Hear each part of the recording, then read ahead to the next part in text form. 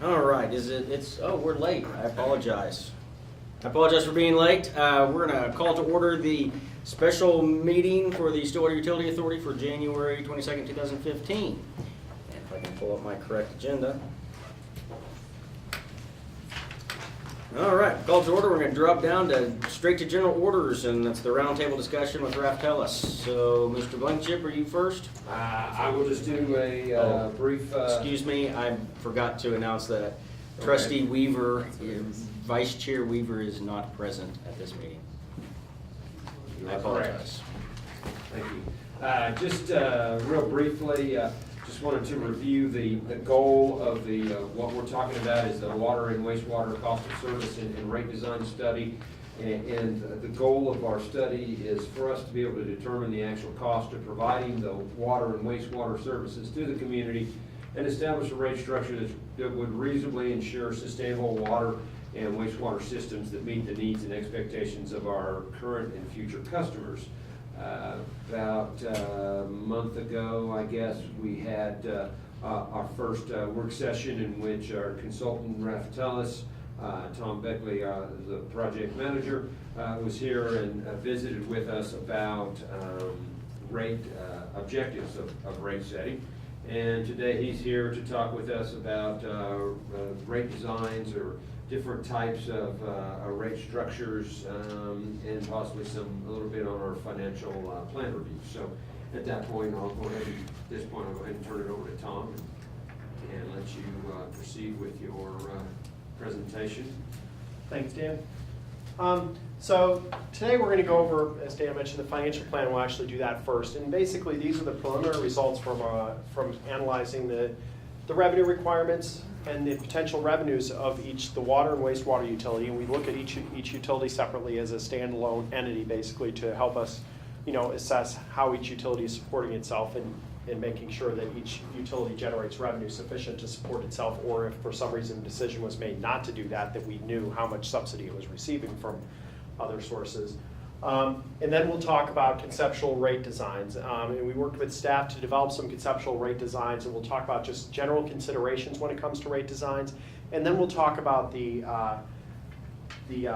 two alternatives we're going to look at for each utility. When I say two alternatives, basically we're going to look at the existing rate structure that each utility has, and then we're going to look at two alternatives to that existing rate structure. So there's actually three options for each utility now. So first we're going to start with water wastewater financial plan. So just talking a little about some of the basic assumptions we used in the analyses, just so everybody understands some of the framework we're working within. Basically for account growth and demand growth, we're basically assuming they're flat. Stillwater, is a pretty, we have small growth, but it's pretty minor, and we didn't want to have to assume growth to meet our financial forecast. So to be a little conservative, we basically set account growth at 0. We said that demand over the forecast period would be about what it is now. Now that may change, the demand growth, that's kind of our baseline. When we actually look at some of the rate alternatives, depending which rate alternative we go with, especially on the water side, that may change a little bit, just depending on some of the rate structures we'll look at, and we'll talk about that in a little bit. O&M growth rate. When we look at, in this 3.5%, this is basically the overall O&M growth rate that we have in the model. This is a composite by taking some things we have escalating at only 2%, whereas other things like health insurance and things like that we have escalating at a much greater rate. And when you look at the overall pool of O&M expenses, basically it comes out to a 3.5% growth rate. Certainly things like we're not, Dan's salary isn't going up by 3.5% every year in the model, just to be That's clear. Correct. That is a composite growth rate with some of the things we don't have control over. Even, of course, with some of the windfall we've all received in fuel prices, we certainly don't want to assume fuel prices are going to stay where they're at. So for instance, fuel, we usually have escalating at a higher rate. Future debt financing for state revolving loans, and this is on the water side, especially for Water 2040 project. We have 3.5 to 4.1% interest on 30-year loans.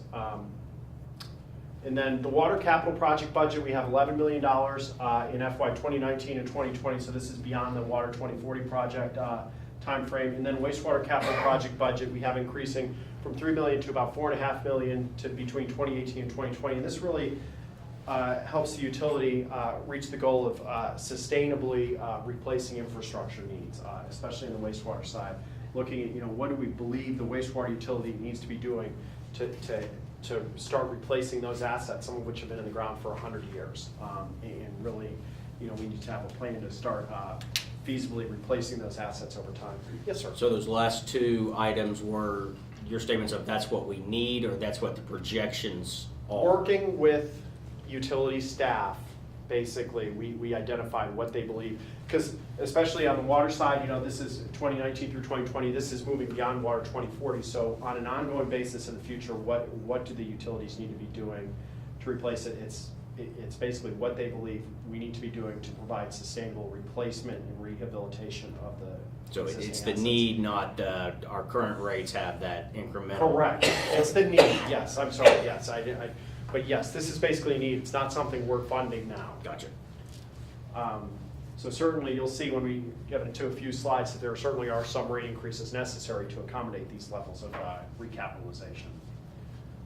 Target reserve balance, we look at a 90 days reserve, and this is only on the operating and maintenance expense plus $1 million. And this just provides the utilities each a reasonable level of cash reserves to survive any timing issues with expenses, as well as just fluctuations due to seasonality, especially on the water side more, but even the wastewater side can sometimes have some of those issues. Target debt service coverage, we have this set at 125%. The debt service levels for the utilities are really relatively modest, and we never even approach that target. It's really this target reserve balance of having a basic reserve of 90 days operating expense plus $1 million for each utility that drives our overall financial plans. I shouldn't say it drives it, it's basically the limiting factor. Really what drives the financial plans is the level of capitalization. Looking at the scenarios, so for each the water and wastewater utility, looking at the financial plans, we developed 3 scenarios. Scenario 1 is just to kind of give you an idea of what will happen to each utility if there are no rate increases over the 5-year forecast period we're going to look at. Needless to say that that's going to be not a very attractive option.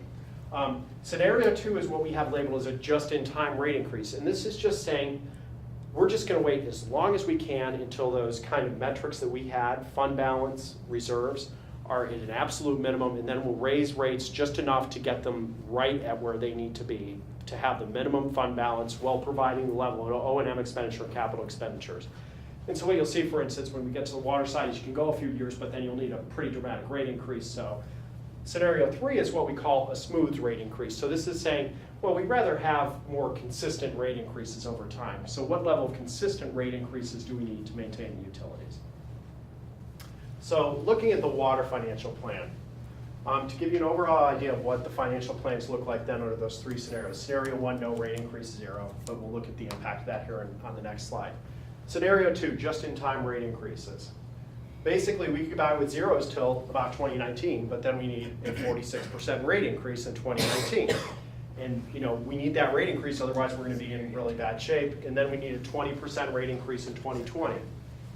On the other hand, if we go with smooth rate increases, basically what we're looking at are 8% rate increases for the next 4 years, and then a 9% rate increase in 2020.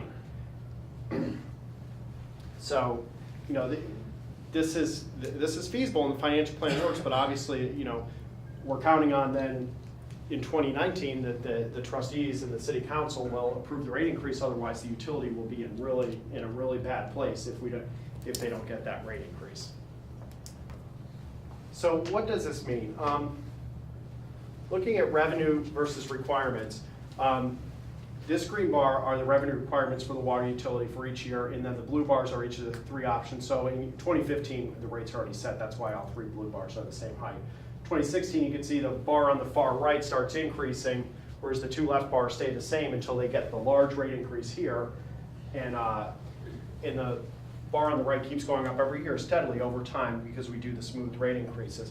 Ultimately, what you'll see, what's important to take away from this is if we wait and do the 46 and 20%, yes, we put off the pain for 3 years, but at the end of the 5-year period, we actually end up at a higher rate increase than if we just do the smooth rate increases, because we just end up spending down balances so far. We need to replenish the balance. It's a really hard hit. Yes, we put it off for 3 years, but then the pain gets even worse once we do it. So as I mentioned, the reserves are really kind of, we run out of reserves. In a lot of utilities, we see actually debt service coverage drives rate increases, but here our debt service levels are relatively modest. On the water side, even after Water 2040, our debt service coverage levels over the 5 years still stay at 200%. So they're still in good shape, and they're not really the limiting factor. What we need to do, what caused our rate increases, is to fund the capital program we talked about, going up to $10 to $11 million on the water side, as well as the O&M expense, which is pretty much set with the 3.5% increases. And then we just want to maintain this level of cash balance in the water reserve account. So you can see over time, if we don't raise rates, our balances actually go up the first couple of years if we don't raise rates, but then they go down dramatically in 2019 and 2020, really to unsustainable levels. If we do the smooth rate increases, our balances go up a little bit for the first few years, and they start coming down towards our target. The just in time, again, this is basically we raise our rates as much as we need to basically to get to that level. So in 2019, we need to raise our rates 46% to maintain that appropriate cash balance. 2020, we need an additional 20% rate increase. You're saying, is the drop off due to capital expenditures or just operating expenses? Yeah, it's due to capital expenditures is the main thing. One, the debt service coming online from Water 2040 over this period of time, and then also just recapitalization of the system that we want to get up to get to the point where the utility after 2040 is basically putting an appropriate amount each year, replacing an appropriate, several miles of pipeline each year. I mean, these water lines have been in the ground for 100 years in some cases, and working with staff, they identify a level of expenditures, that they're comfortable with, that they think that we should be at to be comfortable, to be doing something. I mean, I wanted to confirm as capital was causing that big a swing, not O&M. It is capital, yeah, because O&M is only going up 3.5% per year. Of course, O&M is only about a third of our expenses anyway. So, I mean, really, O&M would be about 1% a year of rate increase. Okay. That's a real rough number. But just to, just to take a swag at it, it would be pretty minor, just the O&M increases. And again, a lot of those we don't have control over. I mean, unless we cut our health insurance even more than the city likely already. I know a lot of employers have cut health coverage already, and it's just there's not much we can do on certain O&M items. Chemicals is another one we have to use, and electricity we get for free here. Electricity is always one I mention. Of course, that's less of an issue here. But so what does this mean in terms of a water bill? And this is really where the rubber hits the road. And this gives you a good idea of how this really impacts our citizens and our customers. So this is looking at a 3/4 inch meter consuming 6,000 gallons per month. So this is a pretty modest sized home, not a huge home by any stretch. When we looked at average consumption, it's actually interesting here. Median consumption. Median consumption is actually around 4,000. So that's pretty low. And so this is more like an average at about 6,000. And it's really a lot of people have bills in this range of 6,000 gallons per month. So right now the water bill only, and this is water bill only. We'll look at sewer separately in a few minutes. Is $46.20. Of course, with the just-in-time rate increases we talked about, you get 3 years where it would stay the same, and then you would get a 46 and a 20% rate increase, and you get to get to a bill of basically $81. And so that comes out to an annual increase of 11.9% if you spread it back out over the 5 years, but an overall increase of 75.2%. At the end of the 5-year period, their bill would have gone up 75%. Whereas if we do the smoothed increases, which starts providing us more revenue earlier and provides a more level increase, we basically go up about $4 per year each year, and we get to the point where it's $68.51, which is a 48% overall rate increase, and it's gone up 8.2% per year. And so, this basically provides the utility a level, kind of a smooth program of rate increases to help the utility get to the point where we're providing a level of recapitalization, especially in the distribution system of those assets that are approaching the end of their useful lives. Are there any questions on this? This is probably one of the most important ones so far. And this, and we believe this is important because it really puts this in terms everybody can understand. This is the bill. I mean, Is this an assumption that we make no other change? I mean, if we're just talking the rate. this is looking at, this is if we just do what we'll look at in a minute of looking at basically using the existing rate structure. If we just Okay, do an that's- 8% across the board rate increase. So we're talking about the financial plan, so we're looking at 8% across the board rate increase. 8% in revenue increase is what we need. The simplest approach is we'll just raise all the rates by 8%, but that does nothing to address any of the pricing objectives we talked about that we'll talk about here in a minute. We'll talk about different options for adjusting the rate and how that may impact conceptually other customer classes. But yes, this is just an across-the-board increase, and these bills assume we just go with the current rate structure. Any other questions? So the wastewater financial plan. So looking at the overall revenue increase comparison, again, we have a no rate increase scenario just to kind of look at worst case. A just-in-time increase is what if we wait till we absolutely have to. Now this one's a little different because this one's interesting. Just to explain what's going on here, you'll see we have a 26% just-in-time increase, and then we don't need anything except to the very end, a small one. We only have 8% increases here.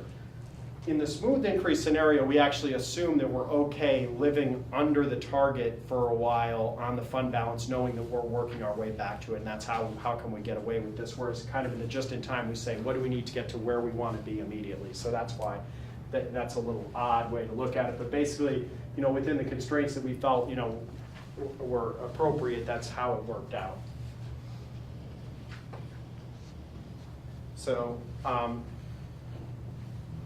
our revenue requirements, and then we have our revenues here, again, similarly to the water presentation. You'll see with the just-in-time, we have a big increase at the beginning, and then basically we hold them flat throughout the forecast period, as opposed to the smooth rate increases where they go up more gradually over time.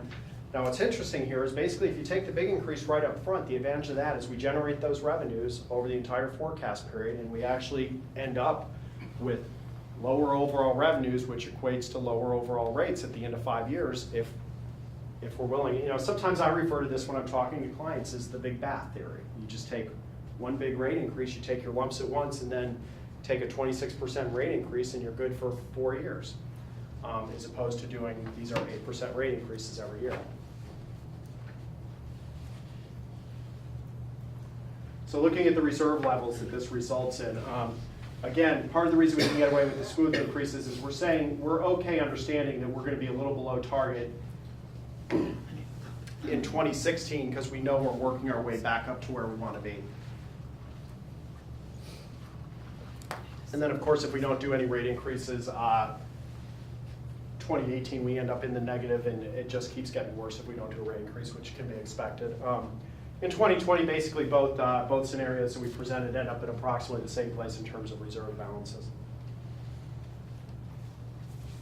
So what does this mean in terms of wastewater bills? Of course, our wastewater rates are about half of what the water rates are. So you can see the bills right now for a customer, and of course, we use average winter consumption on the wastewater side. So actually, average winter consumption tends to be a little lower than water consumption on average. So we have an average winter consumption here of 4,000 gallons per month. So an inside city customer with a 3/4 inch meter would pay about $21.33 under the current rates. And as you pointed out, this is if we just do across the board rate increases for the wastewater side. With the just-in-time, their bill would go up $5.55 to $26.88, but then it would stay about the same till the very end when we need another modest 1% increase. Overall, their rates would go up 27%, and that would be a 5% annual increase in their rates. On the other hand, scenario 3, we end up increasing rates $2 or so every year, and ultimately the rates go up 44%, and that would be a compound annual increase of 7.6%. Are these separate scenarios? So like for the water, could we do scenario Yes, 2 and this? yes, you could.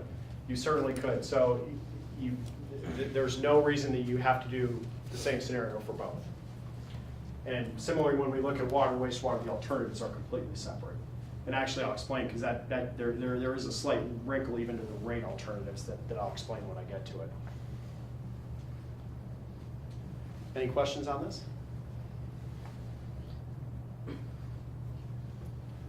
So when we add the two together, and this is basically assuming a residential customer where they use 6,000 gallons per month of water, but their average winter consumption is 4,000 gallons, which is pretty typical. You know, that's why we have average winter consumption, because we know people tend to use more during the summer than the winter.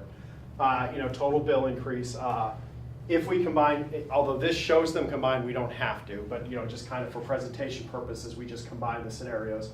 Scenario 1, no rate increase. Scenario 2, you'd be looking at 60% overall increase and a 10% annual overall annual increase. Scenario 3, you would be looking at 47% increase with 8% annual increase. And of course, we could actually easily run those numbers and get them to you through Dan if you wanted, because if you combine scenario 2 and scenario 2 for water, excuse me, scenario 2 for wastewater, scenario 3 for water, you would actually end up even lower than those numbers on the bottom there. Because the middle one, the scenario 2, the big jumps, that 60% is because of the water, basically, right? Because that was like Yep. 60% increase Yeah. or something. And No, it is. It's So it'd driven be a by lot water, lower. and their bill is higher. Okay, it'd be a lot lower if we broke them out, like you're. It would be lower. I wouldn't say a lot lower, but it would be lower than both of these.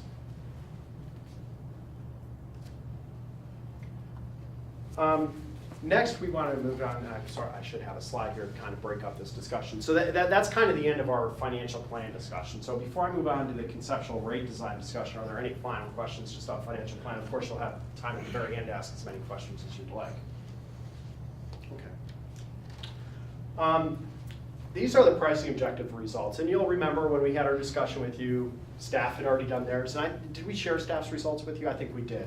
And then you did yours, and then of course later that same night we did the public. So I'm not sure if any of you have seen the public results. I shared them with Dan, but I'm not sure if he passed on to any of you.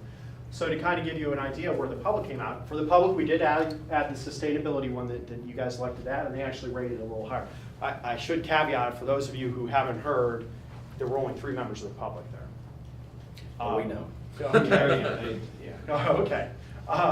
So be a little cautious with these public results, but they are what they are, and we asked them for their opinions, and I certainly wanted to share them with everybody.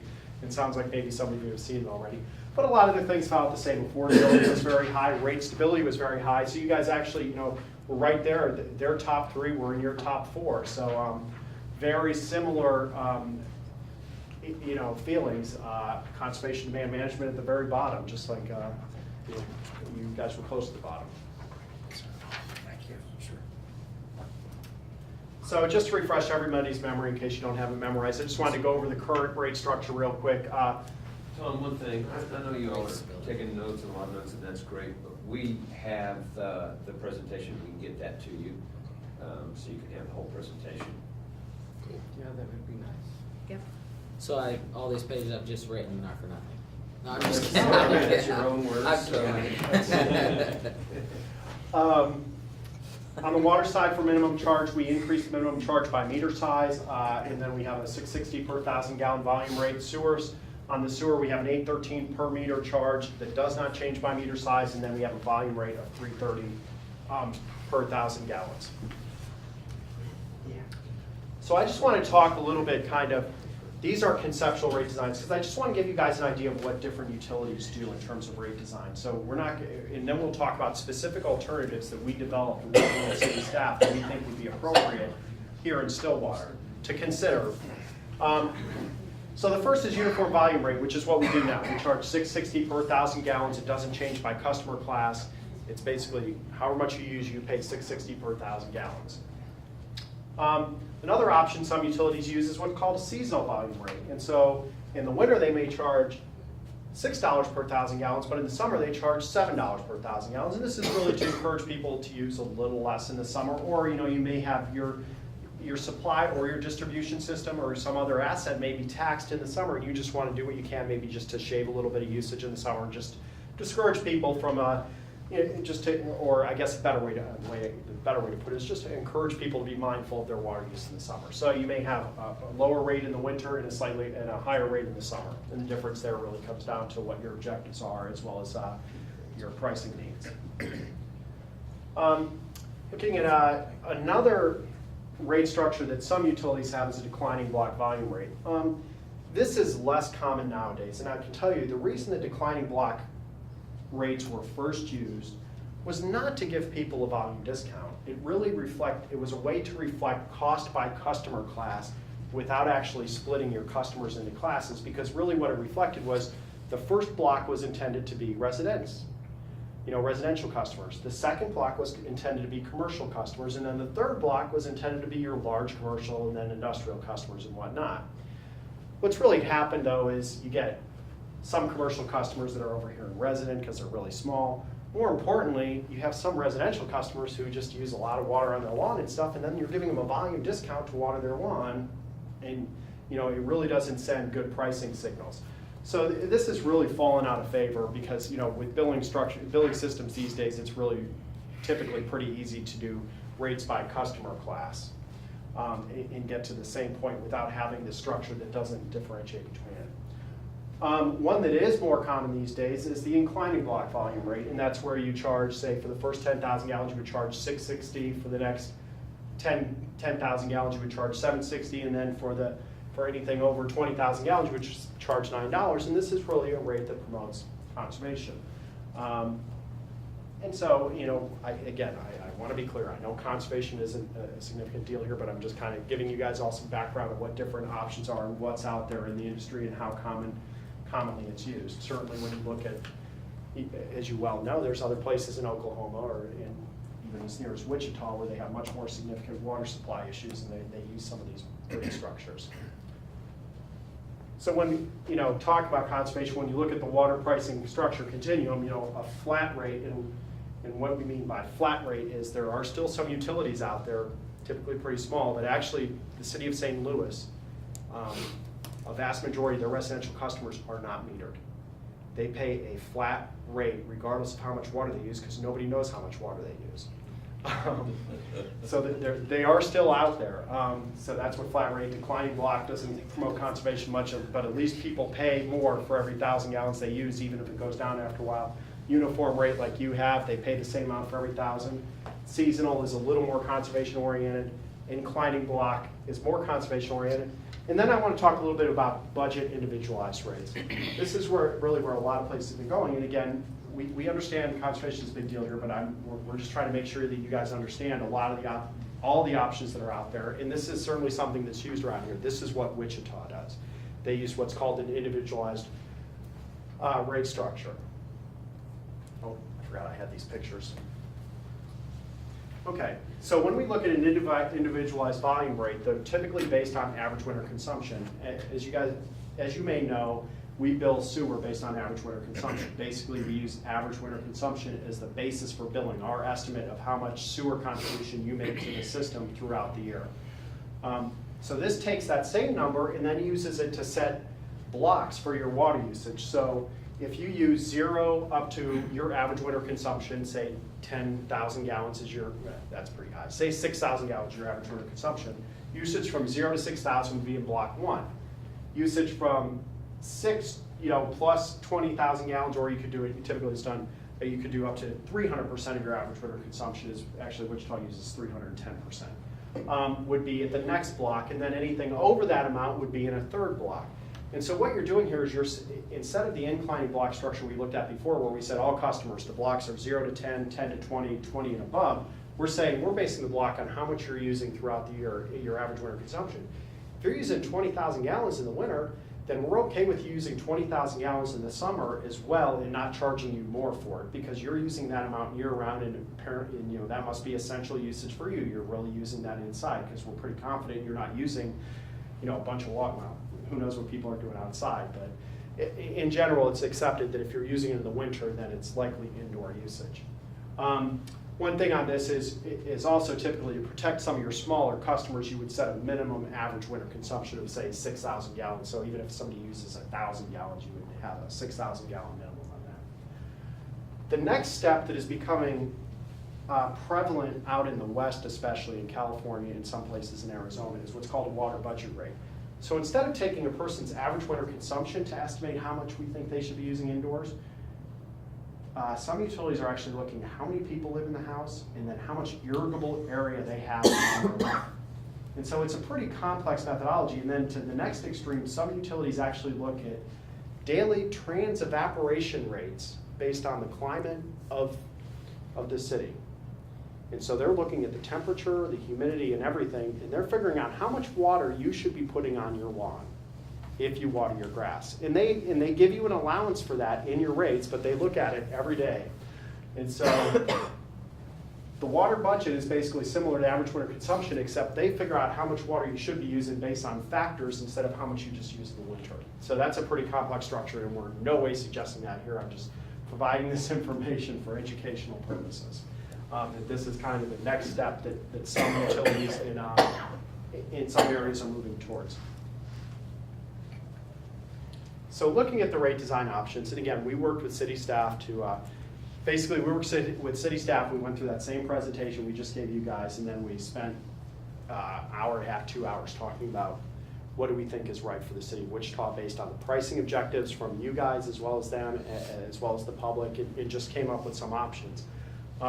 So we're not, these options are still, up for discussion, up for adjustment, but these are basically, working with city staff, these are, the options that we felt that we should move forward with, but we're here to talk to you guys, talk to the trustees about that to make sure that, that you're comfortable with these and see if you have any comments, adjustments that you believe should be made. So on January 7th, we did that workshop and we came up with 3 potential rate design scenarios for each the water and the wastewater utility. So the water options. The first one on both will be the existing structure. As I mentioned, the most straightforward adjustment, we're looking at both 8% on the water and sewer side if we went with the smooth rate increases. So the simplest adjustment would be, let's just raise all the rates by 8%. Everybody's bill will go up by 8% then. Nobody will go up more, nobody will go up less. The utility will get the revenue requirements that have been identified in the rate study they need. So that, that's certainly an approach that can be used. And 8% was about $4, is that right? I believe it was 4 on water, 2 on sewer. Okay. So it would be about $6 for the example customer we used.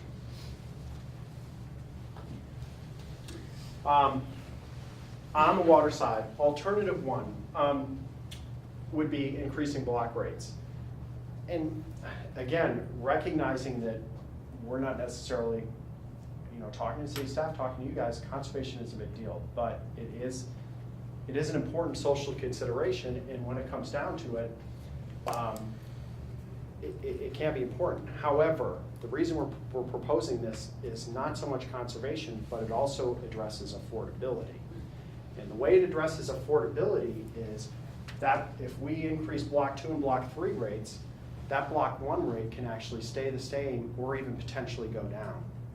And so your lowest level, so you can address affordability because you give people the option of actually seeing no increase or a decrease if they stay below whatever you set that block 1 cutoff at. So say we have up to 5,000 gallons. So if you use up to 5,000 gallons, you may not see any increase. And these numbers are for example purposes only.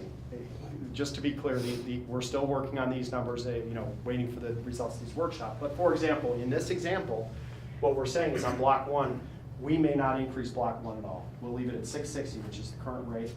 And then block 2 would be $7.60, and block 3 would be $9 per 1,000 gallons. So this structure allows, a lot of people will say this is a conservation structure. That is true, that is why a lot of people talk about this, but it helps us address affordability by allowing us to hold block 1 level or even decrease it. Well, we charge those who use more, who elect to use more for outdoor usage, discretionary usage, we charge them more. On the for larger meter sizes, what we're suggesting on this is that as you move up in meter size, your blocks would increase as well. So block 1 for a 1-inch meter, for example, may be up to 10,000. Block 1 for a 6-inch meter may be up to 50,000 gallons per month. So that's one approach. Another approach is that some utilities use is to only apply this to residential customers, and then commercial customers, which are your customers who have those larger meters typically, we would just say they're using it in the course of their business, and we don't want to discriminate between the seasonality of certain businesses, so you may just keep a uniform rate for commercial customers. But that's, those are different approaches to the larger meter sizes for I'm that. just gonna add one thing to the council. When the staff discussed this, on that first block, we made kind of an assumption, and it's not 100% true, but it's an assumption that when we talk about affordability, the assumption is that the largest sector of the community where affordability is a critical issue are older retired couples or individuals on fixed incomes. And as a rule, those would be your people who use smaller amounts of water. So this was an attempt to address that affordability segment of the population, just to let you know what I mean. And you can take this even further to address affordability. For instance, the city of Houston, and they take this to an extreme that I do not suggest, and to some extent it's not even, it's a bridge too far for most people, is that they, each of your first 1,000 gallons of usage up to like 8, they charge a different rate for. Because what you could do is some communities have what's called a lifeline rate, which is up to 2,000 gallons, may be very minimal. So instead of $6.60, it would be $3.30 per 1,000 gallons, up to 2,000 gallons, a very minimal charge. Saying those on fixed income, if you stay below 2,000, your water bill will be very low, and then we'll recover the rest from those who use way above that. So that's called a lifeline rate. So that's certainly something that's an option too. So in this case, you could have we could go to 4 blocks, or we could just have a very small block 1 up to 3,000 gallons for lifeline, and then maybe a slightly bigger block 2, and then a block 3. Of course, the challenge on this is we're setting fixed blocks, 5,000 gallons, 10,000 gallons, and 10,000 gallons and up, for example. So another alternative, if we think that would be useful, and again, especially because it promotes affordability, is going towards the individualized block rate, where we actually take each person's average winter consumption. So instead of setting that 5,000, 10,000, those strict block structures that may not really equally address everybody in a fair and equitable manner, we would use the average winter consumption to set each person's block. And since we use this for the sewer side, we have the information available now. One thing I will caveat on this is staff is still examining exactly how long this would take to implement if it was elected to go this way, and obviously they don't want to, but we believe that the billing system should be able to handle this, but that's still being confirmed. And again, another caveat on that is you'd want to set it so that you would have a minimum of, say, 6,000 gallons or something, just to address those people who may only use 1,000 gallons in the winter. You don't want them to go to 2,000 gallons in the summer and all of a sudden be hit with a higher bill. That's not really appropriate. So you would have a minimum average winter consumption that you would use. So alternative 1 and alternative 2 are very similar. It's just a question of how do you set those block cutoffs. Do you go with fixed block cutoffs for everybody, or do you go with their average winter consumption? So those are the water rate alternatives, basically working with staff that we identified. Do the trustees have any questions, comments, concerns? Do we have to change meters to do this? No. And we actually have very good, and when I say we, the city of Stillwater has very good meter infrastructure. Yeah, we, as part of the ERA funding that we received in the last half-dozen years, one of the projects we did was to completely change out not only our meters, but our meter systems. So we have an advanced metering that is in place already. I'm liking what I've heard so far. I'm liking that balance between here's what we need, but it's tailored to the consumer. It's taking into account, to some level, what their impact on the system is. Right. At least that's what I'm taking from those blocks. And certainly, we don't have an issue with, water conservation wasn't identified as a high priority, in part because, it's felt that the system has sufficient capacity. That may not always be the case in the future. So, and And quite frankly, in today's political environment, it doesn't hurt to say, we're doing something to promote conservation. It just happens that by promoting conservation, we also address affordability, which seemed to be the highest, the highest or one of the highest priority issues that we really need to try to address as we make these rate adjustments. And to me, on the conservation on those blocks, I mean, everything in the world is about incentives and how do you incentivize someone to act a certain way.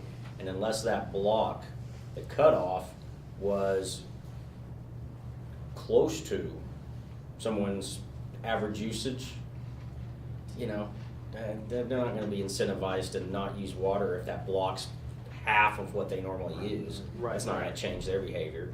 But if their average usage is 30 gallons over, then they might be incentivized to. Right. I mean, within a reasonable shot. So I get what you're saying on conservation, but I do agree that the affordability part of it's much more important. And we hear that, that's, over the years, what you hear most from a lot of customers is comparisons. I'm not putting as much strain on your system as this guy is, why should I pay the most? Now, this is the first opportunity we've ever had to say, let's recognize that not every customer impacts the same, so those that impact less have to pay less. Those who impact more pay more. I don't know, I'm thinking that might be, sound good to the public, but we'll wait and see. But to me, it sounds Whether like. it sounds weird or not, it is good.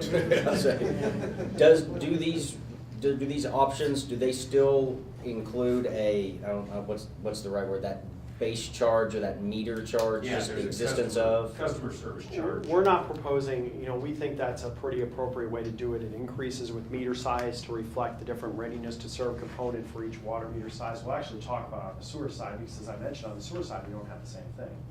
So as you'll see soon, you're ruining the punchline, but that actually is one of our potential changes on the sewer side, is to go to a similar structure on the sewer side. It doesn't currently exist. I would just like to say, you were talking about the affordability and customers who are on fixed income. Well, I would like to propose that, I think a lot of our students are also on fixed incomes, and how do But they would be the low water apartment, users they would have the same benefit as a low water user. do apartment buildings have meters for each? It How does varies. that? It varies. We've got, I don't know, is Dana here? I don't see Dana, but, yeah, I'd is, like just. yeah, there are some, most of them are, they have a meter for each building, but not a water meter for each unit. On the electric side, though, most of them, not all of them, most of them have individual electric meters. But I don't think there may be, it would be the minority that would have a water meter for each unit. So, So in that scenario, it's really how does the landlord, yeah. how are they divvying up that Yeah. cost? Right. And we So can't really control that all bills that. included thing, that's, I know, Yeah. we can't, but I certainly would like to protect low-income college students, which I don't know very many high-income college students. But yeah, this structure that Tom was talking about, although Dan used the example of, elderly fixed income, it would apply to any low water user. No matter Except what for socioeconomic, So, aspect or part of society they came from, if you're a low water user, you would pay less. so these people wouldn't be affected. Generally, those people who just use water whenever they want to in huge amounts are not normally the people who are really concerned about the Right. environment. I was They'd just like it to be thinking all. I just, having bills go up just because you live in an apartment building, which Yeah, but I I'm saying, assume most of our from college 60 to students do. 17, what's the increase? Oh, that's. That's coming up. Have we ever, so we haven't talked about that? We've only talked percentage.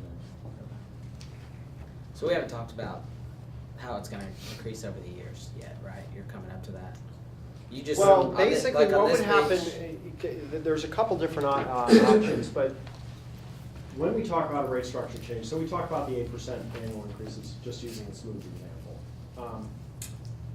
So taking this rate structure, we could either just do it in 1 year, make all the changes in 1 year, or we could phase it in over 2 or 3 years.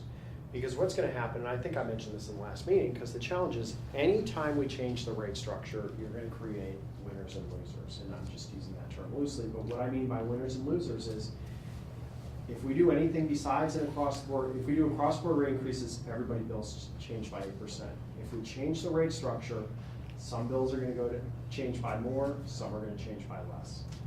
And we would look at, kind of the impact and where we want to be, so that if it's 8%, I'm just using an example now, we may say, well, we'd like it to change from 2% to 14%. But you will have a range of impacts. Some people's bills will go up by 14% then. That's just the nature of the beast. If we want to address these pricing objectives by changing the rate structure, there's no way to do it without creating winners and losers. And you won't be able to show that like on the one simple chart and say, here's what your bills are gonna be. You'd have to have one of those charts with every type of customer. Right. You'd have to look at 30 or 40 or 50 different charts to see.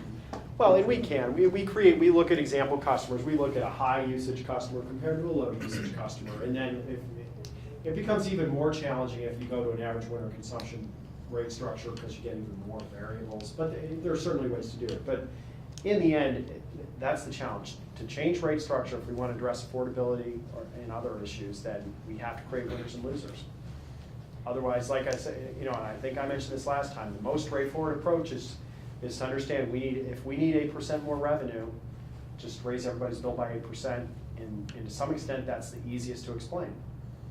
But if we want to do anything to address pricing objectives, there's no way around creating winners and losers.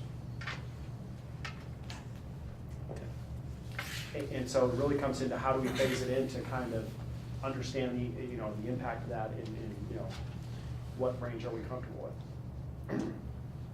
I mean, like I said, on the affordability side, the advantage is we can kind of look at how we want to adjust it. So on an 8% overall rate increase, your lowest volume users may only go up 1-2%.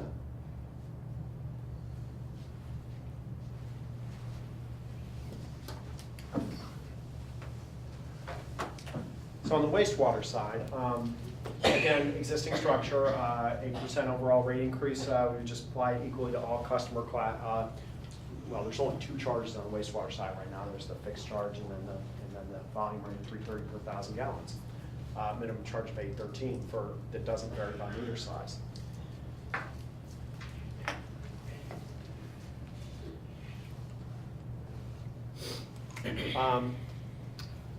This should really be labeled alternative 1. That's what I was checking to make sure that the slides weren't out of order. So what I have labeled here as alternative 2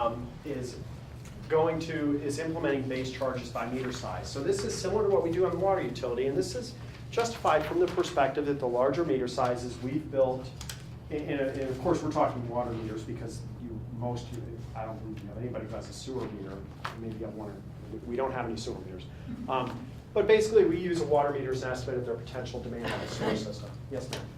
What if you have an entity that does not use city water, does not have a city meter? Do we have any sewer-only customers? Yes, we have a few, and for instance, if an individual house has a well, we could put a meter on their well water to use that to estimate the flow for sewer. There's another option where it's just based on an estimate, and I can't recall right off the top of my head how that's derived, but there are methods to address that. And we do have customers in that situation. How many? Is it a significant enough number to No. factor into? No. And we have ways of figuring out how much water they use in order to build sewer. Does OSU buy our water? No, our biggest, in fact, Trustee Darlington, that's our biggest non-water sewer customer is Oklahoma State University. So that could have an impact on the overall. No, they But don't. we use water, But they we use don't sewer. use their They water do. meters. Use our sewer. Right. Oh, I thought you said they don't. They use have it. water meters, they're just not our water meters. Right. So we just Right. charge But them a minimum of we charge- $239 a month. I need to raise that a little bit. How is their fee figured for their wastewater? Well, they have a customer charge, and then they have a volumetric charge. And we have, like Bill Millis was indicating, we have used their water, actual water consumption, and then also in the past, we have done some metering of that to kind of give us a more true indication of where the sewer. The metering is actually what we're using to bill off now.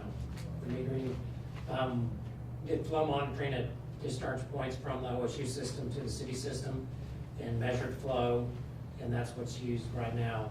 Okay. That flat rate. It's not measured on an ongoing basis. It was measured once and captured, and that's the rate that they pay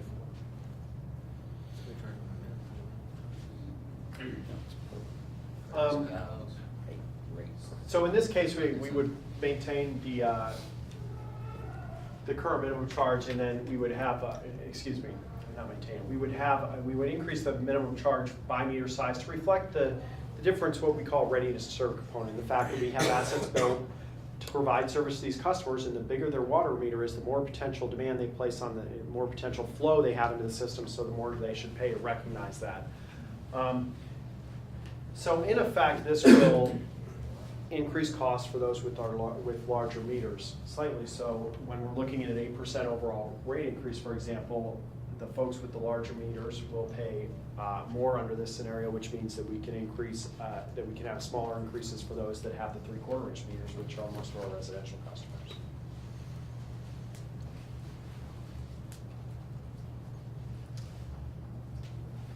A second alternative is to go to rates by class. And this is something a few communities done, and some communities have done in the, some of these have been around a long time. In the West, this was especially prevalent in California, and they took it to an extreme where they would have different volume rates for sewer for different, a restaurant would be one volume rate, a dry cleaner would be another, a car service facility would be a third different volume rate as opposed to your residential customer. And this really reflects the fact that right now our volume rate is the same for all customer classes. But we know that on average, certain commercial entities discharge higher strength wastewater to our system, higher levels of biological, BOD, biochemical oxygen demand, higher levels of suspended solids, and it costs us more to treat that wastewater to take those things out of it before we discharge it. And so instead of going out there, because what utilities do with their largest industries is we go out there and we measure them. And we go out there, we do a sample every so often, and we measure how much BOD and TSS they're putting in there. But there's a lot of expense to that, and it's just not worth it for small commercial customers. So instead, we take a look at sampling data that is available, industry data, and we say, we know that on average that your strength is higher for restaurants, auto service facilities, dry cleaners, just as some examples, laundromats. And we assign a higher strength to their volume rate, and basically it results in a higher volume rate for those customers who we know on average provide discharge higher strength sewage into the system. We can always provide them the opportunity, if they don't feel that's appropriate, they can hire a lab and go get samples and then and prove to us over a period of time that they have lower strength if they desire, and they can really prove that. But on average, the levels utilities set on these are usually they're higher than our domestic strength, but they're not as high as they could be for most of these, so they're they're defensible, and they're reasonable, and they're equitable. And again, this would only be charged to commercial customers, and so basically we would be able to recover those costs from commercial customers, and it would lower the impact on residential customers of the rate increases. On the sewage side, these two alternatives, these could actually both be implemented, because basically we're talking about two different things here. We're talking about the base charge on the first alternative I showed you, and then we're talking about the volume charge on the second alternative. So on the sewer side, this is a little different than the water side, and I kind of alluded to this. We can actually take both alternatives on the sewer side. We can implement the increasing base charge by water meter size, and then we can also go to the rates by class, identify commercial customers that discharge higher strength sewage into the system, and charge them a higher rate to reflect those higher strengths. Okay. That's the end of my prepared presentation. Are there any questions on the sewage side or anything else we've covered? Help me to, let me understand this on the alternative 2. I want to make sure I'm thinking of this On the correct. sewer or water side? Yeah, right here. So say I'm the top one, I would get a base charge of $8.13. Well, that's the current, this one? Yes. Yeah, everybody pays $8.13 regardless of how big your water meter is right now. Your base charge for Okay. sewer is $8.13. 3/4 inch meter is a typical single-family home meter. Okay. And some small commercials. So and then on top of that, they would get charged for the actual usage. $3.30 per 1,000 gallons is the current rate. Okay, so say that 6-inch line is a business, obviously, it's a big Mhm. business. It's if you They're have a gonna 6-inch get- water meter, that's a lot of water. Okay, so they're gonna get charged for their water, and then they're also on top of that gonna get a $236 bill For their sewer base charge, correct. every month? Every Yes. month. Okay. You know, this is actually, Bill Millis and I were talking about this. You know, part of it, you gotta remember on the water side, I'm gonna scroll up through a bunch of slides here real quick to get to the slide that I want.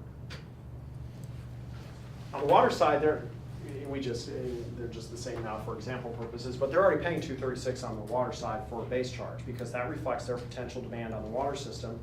And whatever we decide to go with on the sewer side would reflect their potential discharge to the sewage system. Part of the reason that you want to have charges like this is you really want to encourage people not to have meters bigger than they need. So if you have a 6-inch meter, you should need a 6-inch meter and be using a lot of water. And quite frankly, a 6-inch meter can flow 1,200 gallons per minute, I believe. So that is a big, big meter. And so my point being, if you have a meter that can flow 1,200 gallons per minute, that $236 should be nothing compared to your volume charges. And if it is a significant portion of your volume charges, we would really rather you have a smaller meter anyway. Because bigger meters tend to not register low flows very well. So if you have a 4-inch meter, but you really have the flow of a 3/4-inch meter, there's a good chance that that 4-inch meter really isn't registering your flows very accurately anyway. And you're getting overcharged? You're getting undercharged. So so if we added that base charge to the wastewater, is that included in one of those scenarios? For obviously that'd be extra profit. No, Correct. all of the scenarios are revenue Sorry. neutral. Revenue. It's not extra profit. If we do that, that means every dollar we collect from those folks with larger meters would be $1 less we collect from folks with the meters we're not changing. The 3/4-inch meters, which are primarily residential customers. We're still, no matter what rate structure that we choose to use or rate design, our target revenue amount is gonna be the same. It's basically, we have one target revenue amount, and it's how we distribute, the rate structure is how we distribute those charges to recover that revenue target. We have a pie. We have a pie of costs that we need to recover, and all we're talking about with this rate design is how we split the pie. We're not changing the size of the pie. Okay. Perfect. And Thank so you. if we take more of that pie and we give it to one customer class, we get less pie from another customer. So, and in the end, that's how that's how you that's how you can address affordability through your rate design, is by making their piece of pie smaller, but by default, you've got to make somebody else's piece of pie bigger then. Yeah. Christie, random question. If my City of Stillwater bill under water shows usage of 69, what does that mean? Is that 6,900 gallons? Is Where that do your- you see that? Do you see I- it online? No, I had my wonderful wife Oh, send me because my I bill. I wrote the same question, I wonder how much I use. So that means you use 69, what'd she say? I didn't, 6,900 gallons. gallons, okay. Yes. So you'd be in that upper or middle. Well, depending on tier. where we put the blocks, but yeah. I'm thinking it's gonna Well, be is your average $7,000. winter consumption shown on the 69. bill? That was November. Is your average winter consumption shown on the bill? Not average. I don't No, think. it is- What was your sewer charge for that month, volume charge? SW, Yes. 3156. Well, that includes a base charge too then. Right. So it's 813, 31 minus 824, so your average winter consumption's about 7 then. 7, so think I need to talk to the Those teenagers. customer service department. It's your teenagers. What'd you say your sewer bill was? 3156. So you should be able to subtract 813, then divide by 330, and that's your average winter consumption. And most people's winter consumption is, you said his was about a 7? Well, we are in the winter right now, so that makes sense. Yeah, this was November 10 to December 10. Okay, well, so, yeah, I mean, that was a winter period, so that makes sense. His average winter consumption is about what his November bill, or December, that was your December bill, but what I would call it. November is summer? No, No. it's winter. Okay. So his consumption in the month was about the same as his average winter consumption, which makes sense, because it was a winter month. That would be. That's your winter, winter average is 7, so 6, 9 is about right, this is winter. Teenagers. Jeez. Summertime, you're probably up around 12. Curious what mine I is. think it's your neighbors running a hose. Yeah. Maybe. They have a nice yard.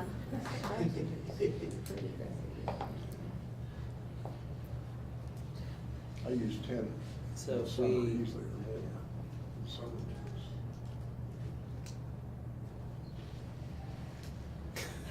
Mine was Is there anything- $100 less than that. Get rid of the kids, man. I tell you what, those kids. I don't Do know. we you know- sell our water to other people that don't just, not residents or businesses? We have customers obviously outside of the city limits.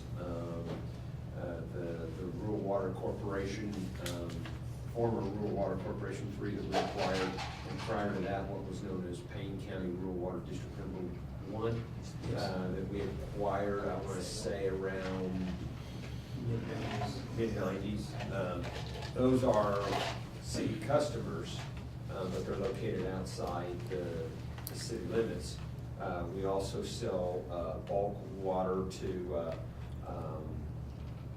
Lone Chimney, Noble County Rural District 2, Payne County Rural District 3, and Payne County 51 East water. And so we sell them So bulk how- water. How would prices, We will work that in, that is part of the contract with Reptelis, is they would look at the wholesale costs. We are limited by statute of what we can charge them. Basically, what we can charge to those wholesale customers is what the cost of service is to provide to that customer. So say, Lone Chimney, they take their water directly from the water plant. So we can calculate what our costs are all the way through the water plant, and charge them that much. We have connections to 51 East on the east side of town, District 3 on the south side of town, and so we can go in and approximate how much it costs to transport that water from the plant to where the connection is, and we can include those costs in their rates also. So the people who are District 3 and 51 East would pay a higher rate than the Chimney, because it takes more to get the water to them. so we're spreading. Absolutely. So Our it's a intent- little easier to charge them for what we believe they actually place strain on the system. With individual customers in the city, we've never been able to do this. We may have an opportunity to at least begin to do that. So that's exciting, I think. Just a casual hearing of this, seems like changing the wastewater structure could have a huge impact. I wouldn't expect it to have a huge impact. You have to remember, a vast majority of your customers, for instance, on the base charge side are 3/4 inch meters. It's gonna provide an impact, and it will only impact you basically the years you make the change. So, for instance, we looked at 8% annual increases. If we just implement that change in 1 year by going to the by meter size cost, basically we would get the benefit of that on the 3/4 inch meter customers the year it was implemented, and then in future years it would just still be 8% for everybody on all the components. We may, just depending on the impacts, working with the city, we may decide to phase that in over 2 or 3 years, but still regardless, basically that impact, that benefit would only come in the years where the changes are made to the structure. Once the change is made to the structure, you basically, taken that pill and it's done. But what it's essentially the intent is to allocate the costs to that particular, it's to emulate a customer classification system and to allocate the cost to each customer classifications that is more true of what the cost is to provide service to that customer classification. With a uniform system, those who put more demand on the system are being subsidized by those who put less demand on the system. And so we're trying to get to a more, as reasonable as possible, a system that more truly allocates the cost based on the user characteristics, which I think is the most appropriate and fair way Is to that the trend? allocate cost. I mean, he was saying earlier, there's some cities that still have like flat, but is the trend Right. everyone Oh, basically absolutely, going absolutely. to Well- say, let's pay as you play, as you just said, Yeah, basically? especially when you look at water Yes, budget sir. rates like, that are used in the West, I mean, those are becoming more prevalent, and it's, and part of what's allowed this are advancements in meter reading technology has allowed some of it. I mean, there's some utilities that talk about going to what, you guys oversee the electric utility, you know that, there's some utilities, does Stillwater do time of day pricing for any of its electric customers? We do not have time of day. But there We're not are- equipped to do that. Okay, but there are water utilities that are considering going to time of day pricing because the meter technology exists now. When it did, 20 years ago, it didn't exist. It's been around longer on the electric side, and even then, you only put it on your largest industrial customers a lot of times. Although, a lot of electric meters have that, I know my electric utility reads my meter every hour, so. But there's, and it would have an effect because, your water is more costly at peak periods. Yeah. And you may notice, it depending on what part of town you live in, that there's certain periods of the day. For example, especially in the summer when people are irrigating outside and everybody's using the water to get ready to go to work in the morning, you notice your volume and pressure at your homes tends to taper off. If that were a more expensive rate, people would cut back on the use and everybody's pressure would be more equalized. So it's a good management to it, but I don't know that we're. No, we're and I'm ready not, for I'm that. just saying, it certainly is the trend, and I wouldn't be, there's some utilities that are considering it, if not going to it, but it's, part of the challenge with water and wastewater rates is we do group customers together. I mean, theoretically, it's possible, we could develop a model for you that would determine each customer's cost of service based on their exact water usage pattern, exact distance from the plant, reflecting the fact that if you live further, we have to spend more on electricity to pump it to you. That is an exercise we could do. It would be very expensive. Well, it's It out would of be date very tomorrow, hard so- for Yeah. you. It would be very hard for you to explain to your customers. I mean, you would spend a lot of money just paying us to develop it for you, and you would spend a lot of money explaining it to your customers. So it's always a balance between what can we do that's fair and equitable, but what's most reasonable in complexity. Some of the changes we're talking about making are more complex than what we do now. But they make it more fair and equitable. Is the level of added complexity reasonable? I mean, I certainly think what we're talking about today is a pretty modest level of complexity, but it certainly makes the rates and charges more fair and equitable for all of the customers.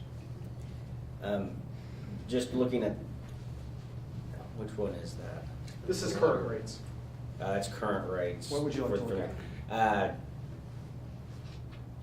The sewer alternates, I think two, the one I'm talking about, the changing base charges. Yes.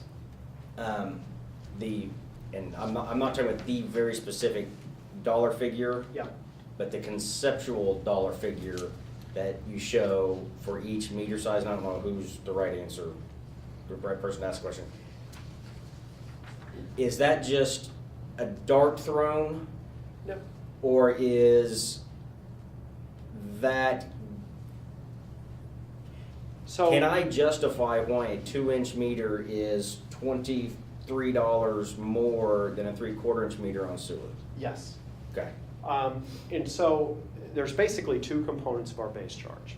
There's meter reading, billing, and collection. And even on the sewer side, even though we don't have sewer meters, it's appropriate to allocate a portion of the water meter cost to sewer because we still use the water meter to estimate sewer. So there's meter reading, billing, and collection, and that may be $4 a month. And That's so that gonna be means, uniform to everybody. and that's uniform to everybody regardless of your meter size, correct. I mean, you could make an argument, on average, 3/4 inch meters, quite frankly, usually are more difficult to handle than your larger meters, but most utilities don't make that distinction. So, yes, most utilities, we just say, but let's call it $4 a month, so that leaves $4.13 on your sewer bill, and this is really the readiness to serve component. This reflects the fact that even if you don't have any flow, you don't have any average winter consumption, we built a sewer system, you're connected to it, and it provides benefit to you even if you don't use it. And you have a 3/4 inch meter, so there's a certain amount of flow we can expect for you, and we built the system to handle. By the same argument, going from a 3/4 inch to 2-inch meter, I'm gonna, off the top of my head, a 2-inch meter can flow about 16 times more than a 3/4 inch meter, water meter. So we have 16 times more capacity in the system. So you can easily, so if it's $4 for the readiness to serve charge, 4 times 16 would be 64. You could justify a $64 readiness to serve component and plus $4.68, so it's actually lower than that. I don't know that that number is right, I'd have to look at my charts, but basically you justify recognizing that the larger meter sizes have a bigger potential demand on the system, and we've built the system for those potential demands, and it's there available for their use. And again, if you have a 2-inch water meter, we expect that your flow should be appropriate for a 2-inch meter, and really, this charge in relation to their volume charges shouldn't really be that significant, or they're really underusing the meter they have anyway, which we don't really like. At what point do you start getting into like commercial businesses and stuff? 'Cause Anything over 3/4, I mean, most houses won't, there may be a few houses that have 1-inch meter, especially if they have a large irrigation system, they may have installed a 1-inch meter, but in general, anything over 1 inch definitely. The only reason I've ever heard some communities have 1.5-inch meters is if there's a certain kind of, I think they're called flush valve toilets that require a 1.5-inch meter to get the appropriate pressure. But in general, anything over 1 inch is almost exclusively multi-family residential or commercial. Now, but that's not to say you have quite a few commercial who are 3/4 inch meters, but they're small commercial customers with probably not much more than a bathroom and a break room or So something like that. for all of our for instance, residents, the biggest impact they may see on the high end would be a $13 or $12 increase if they had that 1.5 inch. But if they have a 1.5-inch meter, they have a big, Yeah. there's a reason they have a meter that big. It's not your typical residential. That's true. If you've got a 1/2 inch meter, I'm not worried about you being upset about $10. I like to say that, but I mean, at the end of the day, if there's a reason you have a 1.5-inch meter, it's because it's something unusual about your house. Is there a way we Chosen can that. see the percentage of people that have the certain sizes? I mean, I don't expect that today, but I didn't. Of residents? No, like commercial businesses and things. Well, we can tell you, we can tell you how many have 3/4 inch, how many have 1 inch, how many have 1.5 inch. But there's nothing in the billing system that currently distinguishes between customers because there's no reason to.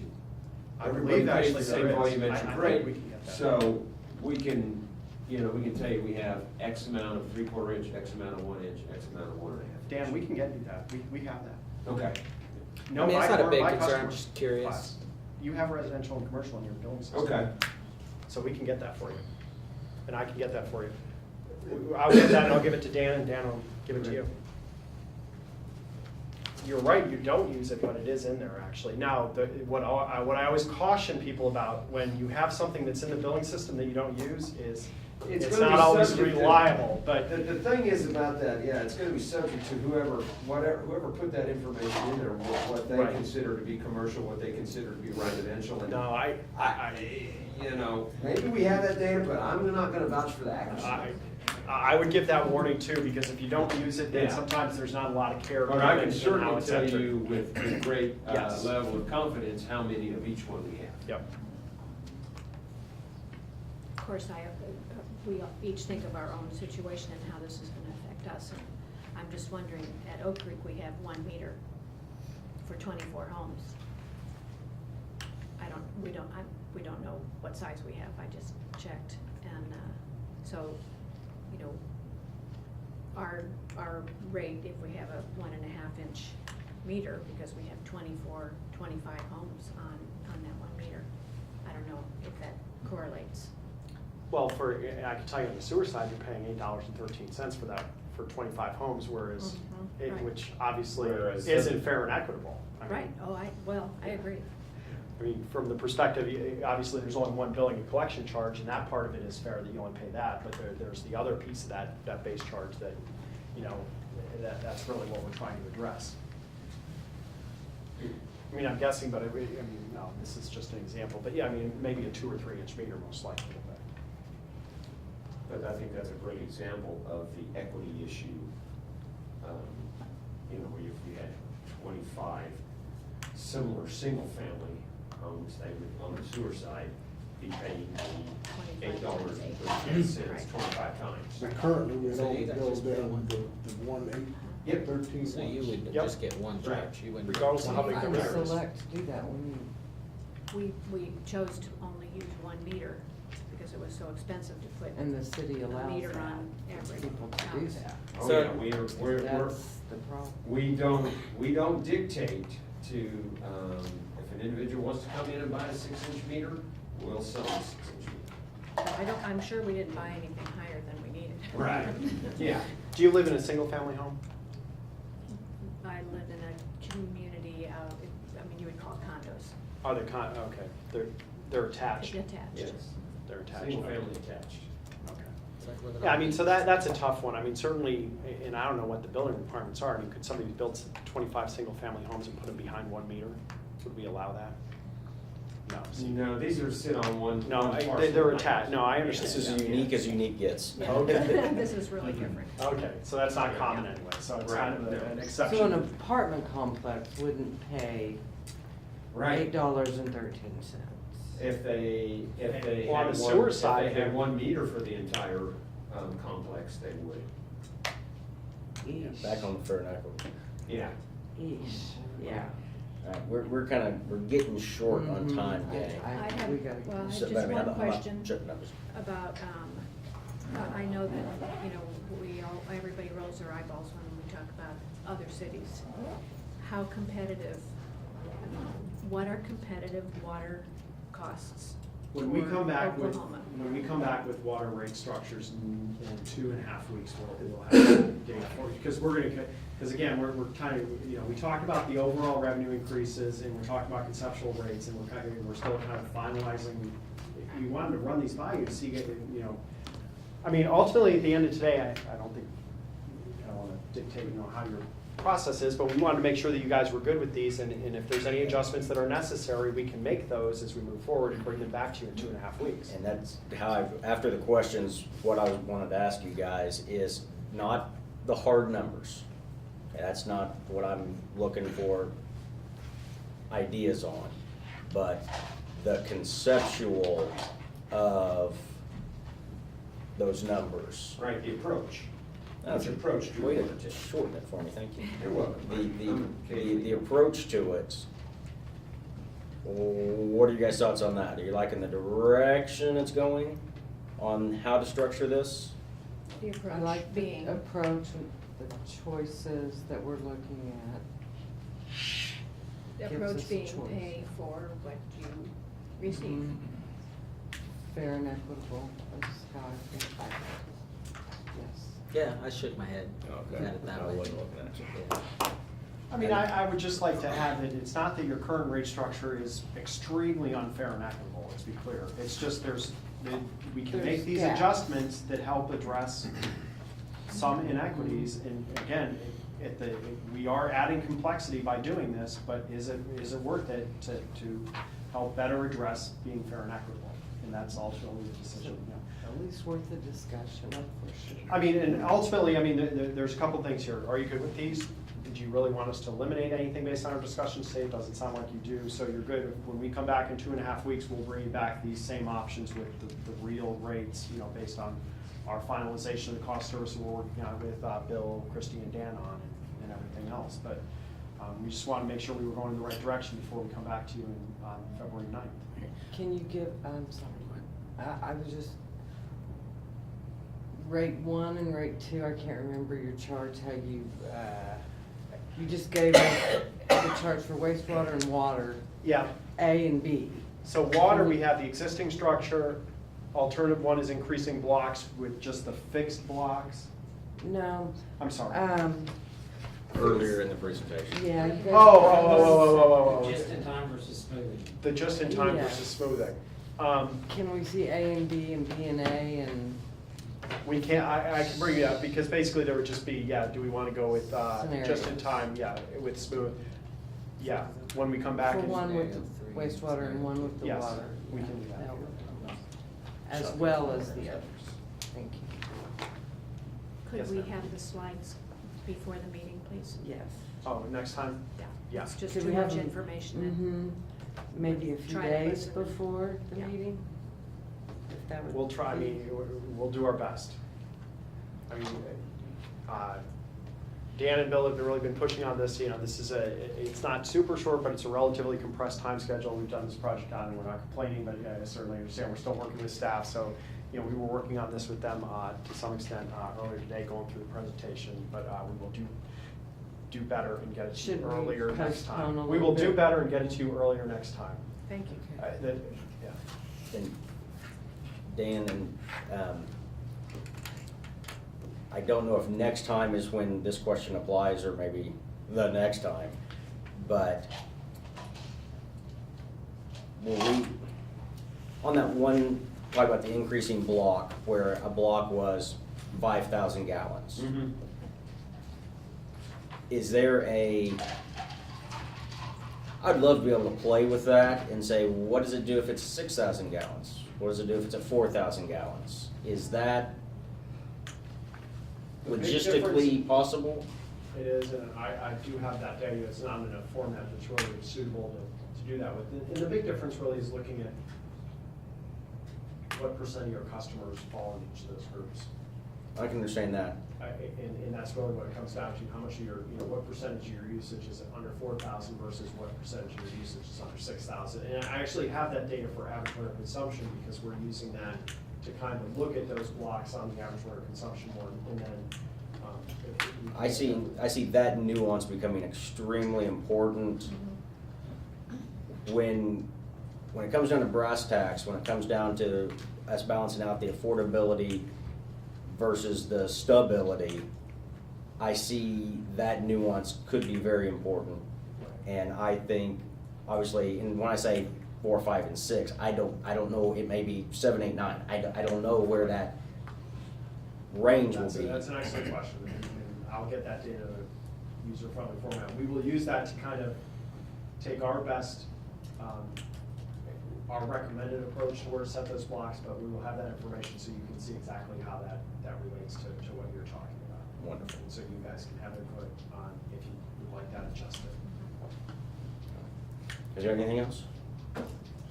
I would just like to say, if we can't get, if you're working on this and there's no way we can get the slides early, I would like to ask to postpone until I have time to read it. It's important. We will get you the slides, that meeting is on Monday. It's the 9th of February is what we have If we scheduled. get you the slides by Friday. Yes, that's We have more great. weekends. Okay. That's great.